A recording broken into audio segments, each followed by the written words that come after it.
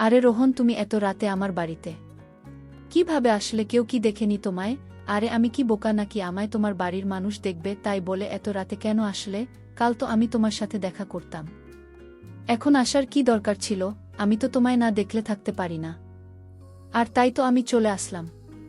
ঠিক আছে, এখন তুমি চলে যাও রোহান, কেউ দেখলে সমস্যা হবে। রোহান বলল, আমি কি এখন চলে যাওয়ার জন্য এত কষ্ট করে তোমার বাড়িতে আসলাম? তাহলে কেন আসলে? তখন রোহান আমাকে বলল, চল ছাদে যাই, সেখানে আমাদের কেউ দেখবে না। আমিও রোহানের কথায় রাজি হয়ে গিয়েছি। কিন্তু রোহান ঘরের ছাদের উপরে নিয়ে আমার সাথে জোর করে। যা করেছিল তা শুনলে তোমাদের মাথা ঠিক থাকবে না। আমার নাম শিলা। আমরা এক ভাই ও এক বোন। আমার দাদু তো অনেক বছর আগেই মারা গেছে। এবং আমার দিদি আর কি আমাদের সঙ্গে থাকে? আমার দিদি তো আমাকে ভীষণ ভালোবাসে। এবং আমার বাবা মাও আমাকে ভীষণ ভালোবাসে। এবং আমার বাবা মায়ের যে আমার প্রতি কতটা ভালোবাসা, সেটা তো আপনারা এই গল্পের মাধ্যমে কিন্তু বুঝতে পারবেন। এবং আমার এখন ছোট যে ভাইটা আছে সে কিন্তু স্কুলে পড়াশোনা করে।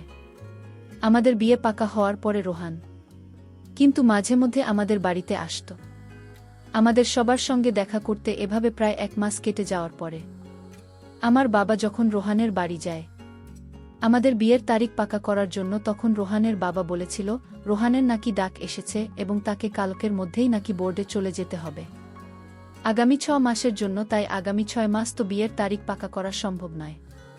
তারপরও লোকের হঠাৎ করে বর্ডারে চলে যাওয়ার কথা। আমরা কিন্তু অনেক দুঃখিত ছিলাম। আমার বাবা মা অনেক দুঃখিত ছিল। ভেবেছিলাম বিয়ে হয়ে যখন আমি রোহানের সঙ্গে যাব তখন রোহানের সঙ্গে না হয় বর্ডারে চলে যাবে। কিন্তু আমাদের বিয়ের আগেই তো রোহান 4 মাসের জন্য আমার থেকে অনেক দূরে চলে গেছিল। কিন্তু আমাদের ফোনে কথা হতো। তারপর যেদিন রোহানের বর্ডারে যাওয়ার কথা ছিল তার আগের দিন রাতে রোহান কিন্তু লুকিয়ে আমাদের বাড়িতে এসেছিল এবং এই ব্যাপারে আমার বাড়ির লোককেও কিন্তু কিছুই জানত না। কিন্তু আমি আগে থেকেই জানতাম যে রোহান আজ রাতে আমার সঙ্গে লুকিয়ে দেখা করতে আসবে। তাই আমি আগে থেকে তৈরি হয়েছিলাম। কিন্তু আমি এটা জানতাম না যে সে সব কিছু আগে থেকে প্ল্যান করে আসবে। তারপর আমার বাড়িতে আসার পর সবাই যখন শুয়েছিল, তারপর সেদিন রাতে রোহান যখন লুকিয়ে আমাদের বাড়িতে এসেছিল, তখন আমি জোহানকে নিয়ে ছাদের উপরে উঠেছিলাম এবং বাইরে থেকে ছাদের দরজা বন্ধ করে দিয়েছিলাম, যাতে আমাদের বাড়ির ভেতর থেকে কেউ ছাদের উপরে আসতে না পারে। তারপর আমাদের ছাদে যে ছোট খাট পাতা ছিল, সেই খাটে বসে আমরা দুজনে অনেক গল্প করেছিলাম। এমনকি রোহানের আমাকে ছেড়ে 6 মাসের জন্য বর্ডারে চলে যাওয়ার কথা ভেবে, আমি রোহানের চলে যাওয়ার কথা ভেবে অনেক কেঁদেছিলাম। এবং সে দিন রাতে রোহান আমার সাথে এবং আমিও আবেগের বসে বাসর রাতের মতো। সে রাতে আমি যে বড় ভুলটা করেছিলাম, সেই ভুলের শাস্তি আমাকে আজও ভুগতে হচ্ছে। আজ আমি একজন মা হয়ে গেছি, কিন্তু আমার স্বামী নেই। আমার স্বামী থেকেও কিন্তু আমার স্বামী আমার বাচ্চার বাবা থাকতেও তার মাথায় বাবার ছাদ নেই। এবং সেই ব্যাপারে কিন্তু আমার বাড়িতে কেউ কিছুই জানত না। রোহান যখন চলে যায় তখন কিন্তু আমার খুব কষ্ট লাগছিল, কারণ সেদিন আমি সব দিক দিয়ে রোহানের হয়ে গিয়েছিলাম এবং রোহান ও আমার হয়ে গেছিল। তাই রোহান যখন আমাকে ছেড়ে যাচ্ছিল তখন আমার ভীষণ কষ্ট হচ্ছিল। কিন্তু সেদিন রোহান আমাকে কথা দিয়েছিল যে 4 মাস পরে যখন সে বাড়ি ফিরে আসবে তখন সে আমাকে বিয়ে করে নিজের বাড়িতে নিয়ে যাবে। কিন্তু রোহান চাকরিতে চলে যেতে 1 মাস হয়ে যাওয়ার পরে আমি কিন্তু খুব অসুস্থ হয়ে পড়ি। আমার মাঝে মধ্যে শরীর খারাপ হতো এবং বাথরুমে ঢুকে আমি বমিও করতাম। এইভাবে প্রায় 4-5 দিন হয়ে যাওয়ার পরে একদিন আমি যখন বাথরুমে ঢুকে বমি করছিলাম, তখন আমার দিদি মানে ঠাম্মা আমার গলার শব্দ পেয়ে তাড়াতাড়ি বাথরুমে এসে দেখল যে আমার শরীর খারাপ হয়েছে। তারপর আমার ঠাম্মা আমাকে ধরে বিছানায় শুয়ে দিয়ে বলল, আমার বোন, তোর কি হয়েছে? বেশ কিছুদিন ধরেই দেখছি আমার শিলার শরীরটা খারাপ। তাই চল দেখি, আজকে তোকে আমি নিজে ডাক্তারের কাছে নিয়ে যাব। আসলে আমার ঠাম্মা কিন্তু আমাকে ভালোবেসে ময়না বলে ডাকত এবং আমার শরীর এত বেশি অসুস্থ হয়ে পড়েছিল যে আমিও তখন ডাক্তারের কাছে যেতে রাজি হয়েছিলাম। কিন্তু আমি স্বপ্নেও ভাবতে পারিনি যে ডাক্তারের কাছে যাওয়ার পরে আমি নিজের ব্যাপারে একটা এত বড় সত্যি কথা জানতে পারব। তারপর আমার ঠাকুমা যখন আমাকে ডাক্তারের কাছে নিয়ে গেছিল এবং সেখানে গিয়ে ডাক্তার যখন আমার চেকআপ করেছিল, তারপর আমাকে ডাক্তার যা বলেছিল সেটা শুনে তো আমার দম বন্ধ হয়ে যাচ্ছিল। কারণ ডাক্তার বলেছিল আমি নাকি মা হতে চলেছি এবং সময় পেরিয়ে যাওয়ার কারণে আমার আর নাকি আরও সমস্যা হয়ে দাঁড়াবে। এবং সেদিন আমার ঠাকুমার সঙ্গে কিন্তু আমার ভাইও ডাক্তারের সঙ্গে গিয়েছিল এবং সে যখন বুঝতে পেরেছিল যে সে মা হতে চলেছে, তখন সে বাড়িতে আসার পরে গাড়ি থেকে নেমে ছুটতে গিয়ে বাড়ির ভেতরে ঢুকে আমার বাবা ও মাকে অনেক জোরে জোরে চিৎকার করে বলেছিল যে মা, অনেক বড় খুশির খবর আছে, সেটা হচ্ছে আমি মা হতে চলেছি। ওই সময় আমার মা আমার ভাইয়ের গালে একটা অনেক জোরে থাপ্পড় মেরে বলেছিল, কি কথা বলছিস?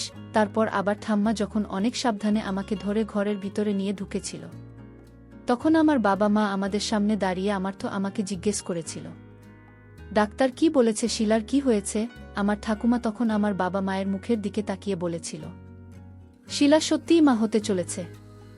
এবং এই কথা শোনা মাত্রই কিন্তু আমার মা যখন আমার গায়ে হাত তুলতে এসেছিল, তখন আমার ঠাম্মি আমার মায়ের হাতটা ধরে বলেছিল, খবরদার আমার নাতনিকে মারার একদম চেষ্টা করবি না, এবং তোরাই তো ওর বিয়েটা পাকা করে রেখে দিয়েছিস। ওকে তো বিদায় করে শ্বশুরবাড়িতে পাঠিয়ে দিতে পারতিস।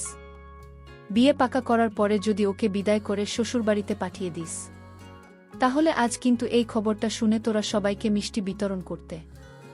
সব দোষ কিন্তু তোদের, এতে শিলার কোনো দোষ নেই। তাই আমার নাতনির মারার চেষ্টা করবি না।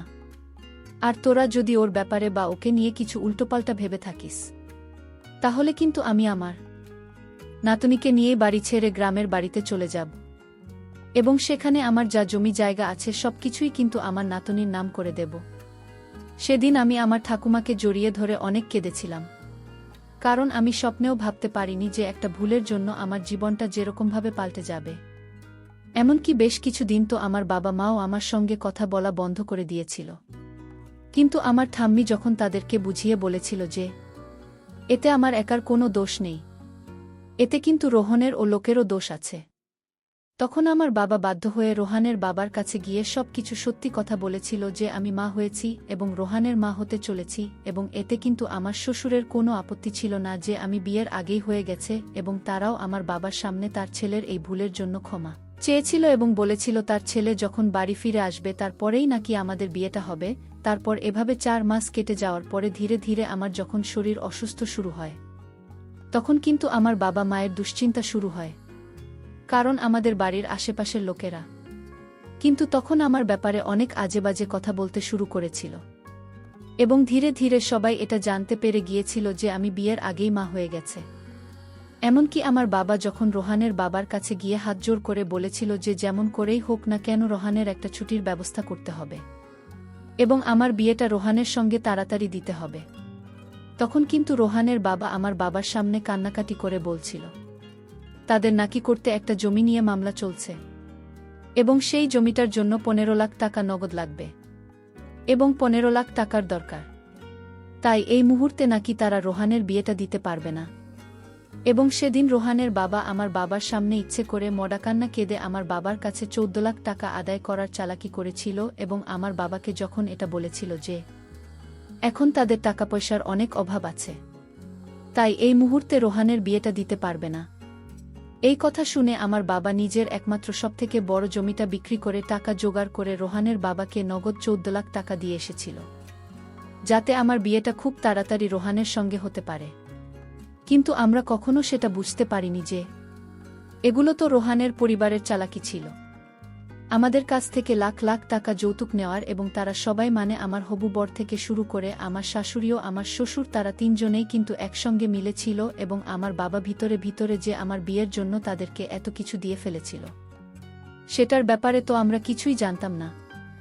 এমনকি তাদেরকে 14 লাখ টাকা নগদ দেওয়ার পরে আমার বাবা যখন রোহানের বাবাকে বিয়ের তারিখ পাকা করার কথা বলেছিল, তখন আমার হবু শ্বশুরমশাই বলেছিলেন উনি নাকি আরও 2 লাখ টাকা নেবেন নিজের ঘর মেরামতির জন্য, এবং আমার বাবা আমার শ্বশুরের কথা অনুযায়ী আরও 2 লাখ টাকা নগদ দিয়েছিল তাদের ঘর মেরামত করার জন্য। এত লক্ষ লক্ষ টাকা নগদ পাওয়ার পরে আমার শ্বশুর তার ছেলেকে বাড়িতে ডেকেছিল তারপর আমার শাশুড়ির মিথ্যা মেডিকেল সার্টিফিকেট দেখিয়ে 10 দিনের ছুটি নিয়ে আমার হবু বর বাড়ি ফিরে এসেছিল।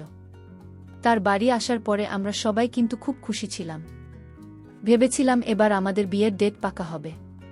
কিন্তু এত লাখ টাকা তাদেরকে দেওয়ার পরেও আমার বাবা যখন তাদের বাড়ি গিয়েছিল বিয়ের তারিখ পাকা করার জন্য, তখন রোহানের বাবা আমার বাবার কাছে একটা দামি 4 চাকা ও আমাদের বাড়িটা আমার নামে লিখে দেওয়ার দাবি করেছিল। ওই সময় আমার বাবা কিন্তু রোহানের বাবার সামনে কেঁদে কেটে হাত জোর করে বলেছিল, আমার কাছে যা ছিল আমি আপনাকে সব দিয়ে দিয়েছি, আমার কাছে আর অত সামর্থ্য নেই যে আমি আপনাকে 4 চাকা গাড়ি দিব। আর বাড়িটা যদি আপনাদের নামে করে দিই তাহলে তো আমরা রাস্তায় চলে আসব। আমার এক ছেলেও আছে, তার ভবিষ্যৎটা নষ্ট হয়ে যাবে। তখন রোহানের বাবা বলেছিল, বাড়িটা শুধু আপনার মেয়ের নামে থাকবে, কিন্তু থাকবেন তো আপনারাই, তাই এত বেশি ভয় পাওয়ার কি আছে। আমার বাবা যখন রোহানের বাবার কথা শুনে ওনার পা ধরে কান্নাকাটি করেছিল, তখন রোহানের বাবা আমার বাবাকে বলেছিল, আপনি যদি 4 চাকা ও বাড়িটা দিতে না পারেন তাহলে কিন্তু এই বিয়েটা কোনোমতে হবে না। এবং আমার বাবা যখন সেদিন বাড়িতে এসে আমার স্বামীকে বাধ্য হয়ে নিজের এই কথাগুলো বলেছিল, তখন আমি কিন্তু সব কিছু লুকিয়ে শুনে নিয়েছিলাম। এবং সবকিছু শোনার পরে আমি রোহানকে ফোন করে সবকিছু বলেছিলাম। তারপর রোহানকে বলেছিলাম সে যাতে তার বাবাকে বারণ করে যাতে আমার বাবার কাছে এতগুলো জিনিস না চায়। তখন রোহান আমাকে যা বলেছিল সেটা শুনে তো আমি অনেক বেশি আশ্চর্য হয়েছিলাম। কারণ সে তখন বলেছিল, আমি আমার বাবা মায়ের বিরুদ্ধে গিয়ে কোনো কিছুই করতে পারব না। এবং সেদিন রোহানের কথা শোনার পরে আমার আর কোনো কিছুই বুঝতে বাকি ছিল না যে রোহান ও তার বাবা মায়ের মতোই লোভী ছিল। এবং সেদিন আমি আমার বাবার চোখের জল দেখে বুঝতে পেরেছিলাম যে ওই রাতে ভুলের জন্য আমার বাবা মা ও আমার পরিবারের সকলকেই শাস্তি পেতে হচ্ছে। ওই সময় তো মনে হচ্ছিল আমি যেন নিজেকে শেষ করে দেই, তারপর আমার থামবে। যখন আমার কষ্ট দেখেও কান্না দেখে আমাকে সাহস দিয়েছিল। তখন বিয়ের দিন রোহান যখন আমাকে বিয়ে করতে এসেছিল, তখন মণ্ডপের সবার সামনে আমাদের যখন মালাবদল হয় তার আগেই কিন্তু রোহানের বাবা আমার বাবাকে বলেছিল, শ্বশুরমশাই এই বিয়েটা তো তখনই হবে যখন আপনি 4 চাকার চাবি এবং বাড়ির কাগজটা আমার হাতে দেবেন। তারপর ওই কথা শোনা মাত্রই আমি মণ্ডপ থেকে উঠে দাঁড়িয়ে বাড়ির কাগজটা আগুনে পুড়িয়ে দিয়েছিলাম।